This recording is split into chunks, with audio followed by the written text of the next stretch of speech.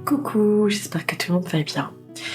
Nous voilà repartis pour un nouveau passage de mon livre « Comment l'au-delà est entré dans ma vie ».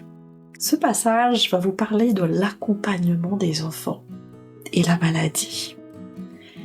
Je parle bien d'accompagnement et pas d'appropriation, d'accord ?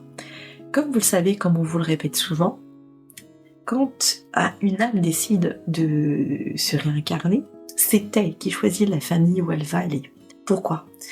Parce qu'elle sait que les parents, que les frères et sœurs, que la famille en fait dans laquelle va atterrir va l'aider karmiquement en fait à avancer sur ce qu'elle doit faire, sur son chemin de vie. D'accord ? Alors que ce soit dans la violence, que ce soit dans l'amour, que ce soit dans la haine, dans l'abandon, dans la solitude, dans le trop-plein de certaines choses, les âmes qui vont être là vont faire leur travail d'accompagnement, d'accord ?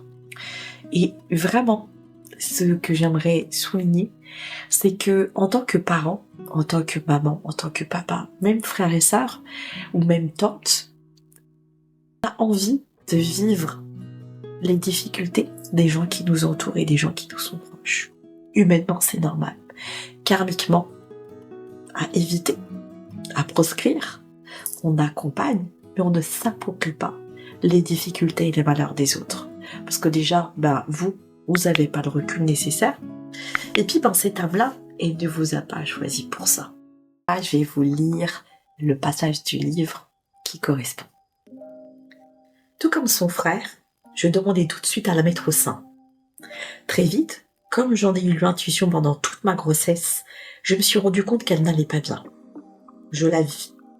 Je la leur tendis en leur demandant de prendre soin d'elle et de faire vite. Dans la salle, il y eut un silence. Tout le monde était occupé à nettoyer les dégâts, un vrai décor apocalyptique, du liquide amniotique en veux-tu, en voilà. Une sage-femme s'approcha et se rendit compte que la petite ne respirait pas bien et que son état n'était pas normal. Elle la récupéra immédiatement. Dans le même laps de temps, une puéricultrice allait voir ma mère pour lui demander des affaires dans la bonne taille. Vu le poids de Camille, 4,5 kg, bravo, il était clair qu'elle ne rentrait pas dans du nourrisson. Ma mère eut l'autorisation de rentrer dans la salle d'accouchement. Quand elle vit le champ de bataille, elle paniqua, chercha la petite et somma Dylan d'aller voir comment elle allait et de ne pas la quitter. Comme à son habitude, il était totalement dépassé par la situation. Les débuts d'une longue bataille commença. L'équipe pédiatrique prit la décision de nous envoyer à l'hôpital Trousseau, spécialisé en néonatologie. Je me souviendrai toute ma vie de ce moment où le SAMU a pris la petite dans une sorte de berceau en plastique pour me laisser juste ce gilet blanc sur lequel j'avais littéralement craqué avant sa naissance.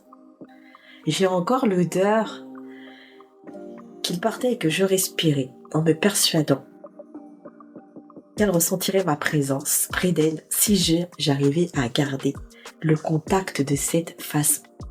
Sans en avoir vraiment conscience, j'utilisais l'énergie et le magnétisme de manière innée. À Trousseau, ils l'ont ausculté sous tous les points, comme on vérifie un produit défectueux mais rien.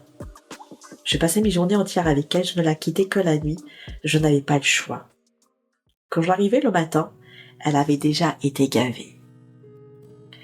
Alors, si vous voulez en savoir un petit peu plus, si vous aussi vous avez déjà vécu ça, il est difficile en fait de ne pas s'approprier et de ne pas avoir envie juste de se mettre à la place d'un enfant, surtout quand on ne sait pas ce qui se passe.